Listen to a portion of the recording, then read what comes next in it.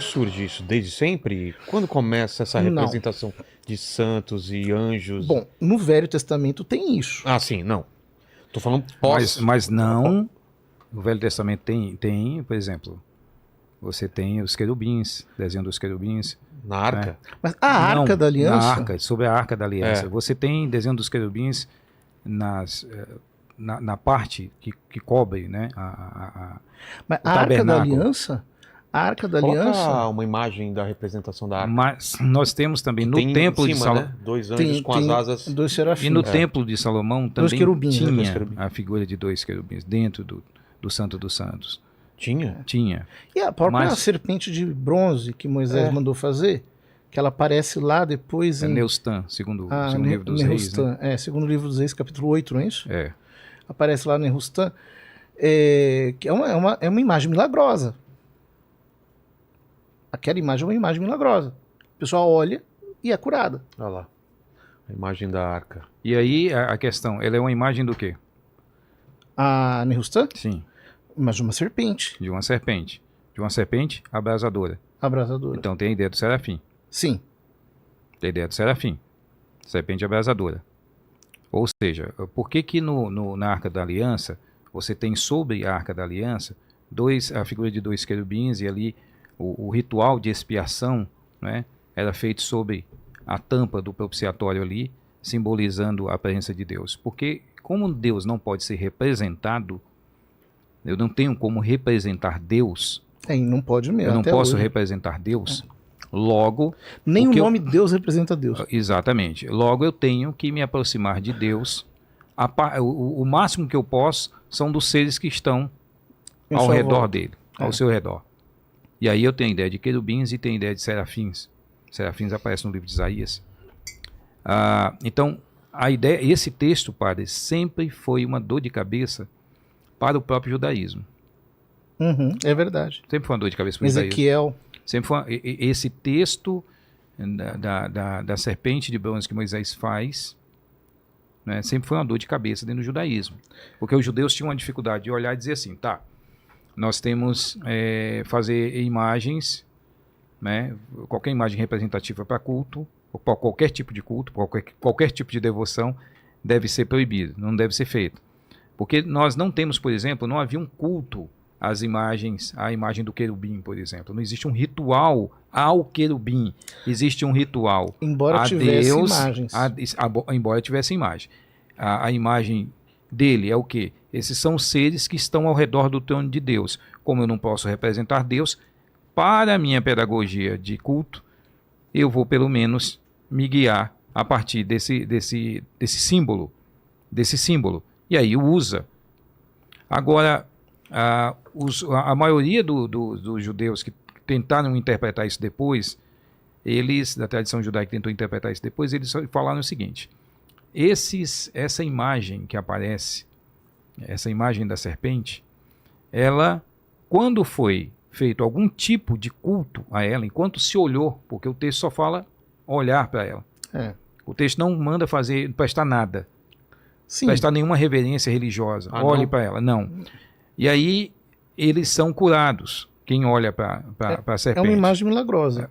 Quem olha para a serpente. Era uma serpente enrolada num cajado. É uma representação. Uma haste. É uma representação. Depois o Evangelho, João vai usar como uma representação, né? O próprio Jesus vai usar como representação dele na cruz, né? Assim como Moisés levantou a serpente, importa que o Filho do Homem também. Ele se compara com a serpente. Jesus diz, assim como Moisés levou a serpente no deserto, o Filho do Homem será elevado sobre a terra. Ele se compara com a serpente. Compara. Ele usa a serpente como referência. Assim como ela foi levantada, eu também vou ser levantado. Essa é a ideia. Agora, o que nós temos nesse texto do Antigo Testamento, como falei, foi uma dor de cabeça para os judeus. Mas eles entenderam de que forma? Muitos deles. O texto não manda cultuar, o texto não manda adorar, o texto não manda fazer nada disso, como não manda com relação aos querubins. Nunca, não tem um texto que mande adorar, cultuar um querubim. Ele está lá representativamente. Até parece que quando alguém simbolizaria adora a presença um de anjo, Deus. ele fala para não adorar. Não Sim, isso está no Apocalipse. Apocalipse. No Apocalipse. João se prostra, ele diz, não faças isso, eu conservo o teu, e dos que guardam a palavra de Deus, adora a Deus.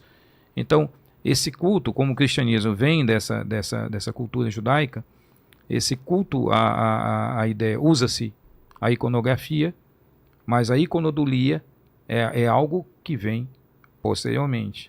Veja, por exemplo, Iconografia é a representação. A representação Iconodolia é prestar algum tipo de culto, de reverência. de reverência. Mas agora veja, por exemplo, nós temos na Bíblia, no Velho Testamento, várias menções a, por exemplo, Abraão se prostra diante dos 3 anjos. Depois, Ló se prostra diante dos 2 que vão para Sodoma e Gomorra. Depois, Jacó se prostra diante de Esaú 7 vezes. A família inteira de Jacó se prostra diante de Esaú. Abigail se prostra diante de Davi. Salomão se prostra diante de Betsabé. Eliseu se prostra diante de Elias. Os filhos dos profetas se prostram diante de Eliseu. Isso é dulia. Jefté se prostra diante do anjo. O termo é um termo genérico, como eu falei. É um termo genérico. É um termo genérico. Isso é dulia. Então, por que é importante dizer isso? Porque assim como latrel também é um termo genérico. Latrel é um termo genérico, mas ele assume uma forma específica enquanto culto a Deus. Vai ser adotado, vai ser teologizado, vamos dizer assim, esse termo, mas ele aparece no Novo Testamento de forma ampla. E do mesmo jeito do Léo. E do Léo também. O que eu estou querendo dizer é o seguinte, é que, a despeito das palavras, a realidade está ali presente. Ou seja, Davi dançava diante da Arca da Aliança. A Arca da Aliança era venerada. Havia todo um culto. Inclusive, há o famoso texto de Obed, que toca na arca e é consumido. É morto no ato. Para dizer que morreram vários nazistas no filme da Caçadores da Arca Perdida, não é, Paquito? Exatamente. Quando a arca é aberta, os caras derretem o rosto lá, você tá ligado? É perigoso. Coloca essa imagem depois aí do rosto do soldado nazista assim derretendo.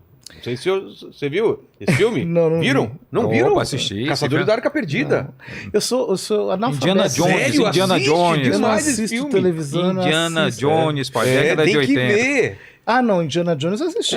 Pronto, e os Caçadores da Arca Perdida. Trilogia. Eles estão atrás da arca e no final mais. eles abrem a arca, os caras começam a derreter, porque É não o primeiro, pode olhar, né? É o primeiro, viu? Eu geralmente uso minha memória para coisas mais sacras. Olha aí. Mas de filme, tem algum filme que você aconselha, assim, que tem a ver com a Bíblia? Sim, pegou. O The Chosen você tá assistindo? Não. Sério? Eu não tenho tempo, cara. Mas é da vida de Cristo. Pois é, tá todo mundo falando. Já Assista. 1000 pessoas já me A disseram. primeira temporada eu terminei de ver. Tá vendo, Eu pastor? assisti a primeira temporada. Eu também vi, é muito bom, viu? Eu não. Depois eu achei assiste, legal essa sacada. Depois me fala se você gostou. Essa sacada mais de diálogos mais...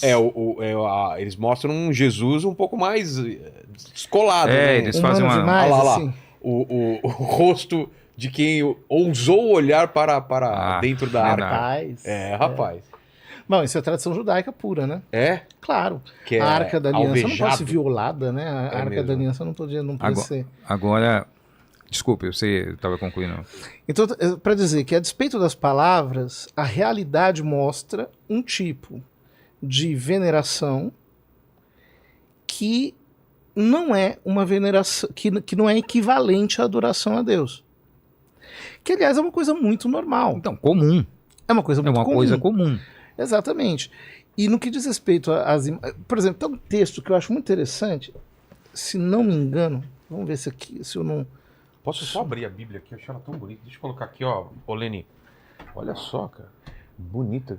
Preciso de uma grande essa com letra maior aí, que a minha tá com letra pequenininha. Essa não tô cantando, não, mas... Você não acha que essa letra é boa? Então, as minhas que são pequenas, é isso que eu tô falando. Não tô Porque pedindo, não, essa mas... aqui eu gostei mas por causa da letra vai que dela. é boa isso daí mesmo, as letras grandes. Você quer ver? Aqui tem um texto. Pela fé, Hebreus 11, 21, Jacó, prestes a morrer, abençoou cada um dos filhos de José e, apoiando-se na extremidade do cajado, prostrou-se em adoração. A quem? A Deus, A Deus. mas ao mesmo tempo o cajado de José. Tá. Ou seja, como uma representação de José, ele se submete para cumprir a profecia, porque a profecia lá do sonho de José dizia que o sol, a lua e as estrelas E se assim prostravam diante dele, né? Então, mas ele se prostra apoiando-se na extremidade do cajado, como representação da pessoa de José. Por que isso é importante? Porque é exatamente isso que as imagens são para nós católicos. Elas são apenas uma representação de alguém que está no céu. Geralmente as imagens elas carregam uma catequese, né? Então, por exemplo, Santo Antônio, que é super querido por todo mundo, ele vem com um livro aberto na mão e o menino Jesus sobre o livro. Por quê? Santo Antônio é chamado de doutor evangélico. Sabe por que ele é chamado doutor evangélico? Por quê? Ele sabia a Bíblia inteirinha de cor. Na cabeça dele. De cor. Diziam os contemporâneos dele que se a Sagrada Escritura desaparecesse no mundo, ele seria capaz de reescrevê-la. Nossa. Isso aqui, Mente mnemônica. não, isso aqui é virtude Eu conheci sobrenatural. um pastor na década de 80, lá em Fortaleza, que ele tinha memorizado o livro de Apocalipse todo. Você imagina a Bíblia. Ele chegava no púlpito e ele citava o texto. É Exatamente. impressionante. Ele É. memorizou o texto todo.